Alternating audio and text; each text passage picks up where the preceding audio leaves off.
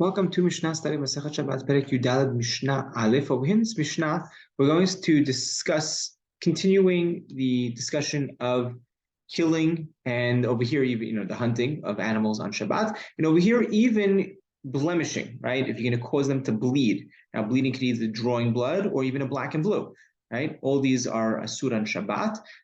Hunting, as we said, right? If you're tzad, you hunt, right? Hunting, and the chovel, if you cause a black and blue with them to bleed, that's a melachav dash. Dash is like threshing, similar to threshing, where you're separating out the blood from their skin. So over here, we're going to start open up with the Shemona Sherasim, Ha'amurim Batorah, right? The 8 Sherasim, best translated as, like, usually translated as like creepy creatures, creepy crawlers. There's a machloket of exactly what they are, meaning the Torah names them. Pulled over here Saadia Gaon's opinion to what they are, and Rashi's opinion. You could see how they lay out, how they differ. They're mostly lizards for the most part. And if a person goes ahead and he hunts one of these 8 shiratzim, or hachovel bahim, right? If someone wounds them, right, and either draws blood or causes a black and blue, hayav. Right? Now, well, let's just continue. Ushar shekatzim masim, hachovel bahim patur, ve'atzadan, v'tzorech hayav, shelo tzorech patur.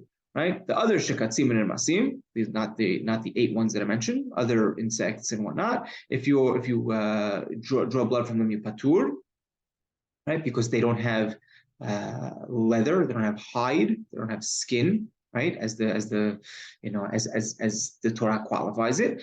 And though if you do hunt them, it depends. If you do it purposefully, right, that you want them, you want that item that you're hunting, then it's going to be hayab. But if you're doing it shelo letzorech, you don't want it, you don't need that item for medicinal or whatever it may be purpose, then you're going to be patur. So now, just in general, we need to know that a person that causes a black and blue, right, or he causes an animal to bleed, he blemishes an animal,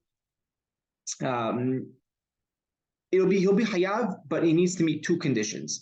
Those 2 conditions are: 1, he needs to draw blood, right? Either blood come out, or if it even causes a black and blue underneath the skin. That's the first one. And the second condition is that he needs to have kavanah, that through this blemish, right, through this bleeding, he's going to benefit from it, right? Whether he wants to, something medicinal, he wants to make medicine, he wants to give it to his, to his animals, to his dogs, whatever it may be, that's when he's going to be hayab. But if he doesn't intend for that, he just wants to hurt the animal, right, throws a rock at the animal just to hurt that animal and causes a black and blue, that he'll be patur for, right? Why? Because kol ha-mekalkelim paturim, right? Anytime you mekalkel, you destruct, right, do it in a destructive manner, then you are patur, right? This is what the Gemara says: chovel betzarich lekalebo umav'iri betzarich le'afaro, right? If a person's chovel and he wants to give it to his dog, right, or he lights something up and he needs the ashes, that's the only time you're going to be hayav. Now, we mentioned that the other shekatzim and masim, if you're chovel, right, you hurt them, you damage them, you're patur, right? Why? Because these will fully recover, right? Because they don't have that hide, that leathery skin, right? Leathery skin, it'll never really fully heal itself, right? There'll be scars or whatnot. But over here, if they don't have that real skin, then it'll totally heal, and therefore, when he does, damage it, hurt it, he's going to be patur. Similarly, if you kill these animals, you would be patur, unless they are, right, unless they come from a male and female, right? They did believe in spontaneous generation, so over here, if they come from a male and female, then you'll be patur.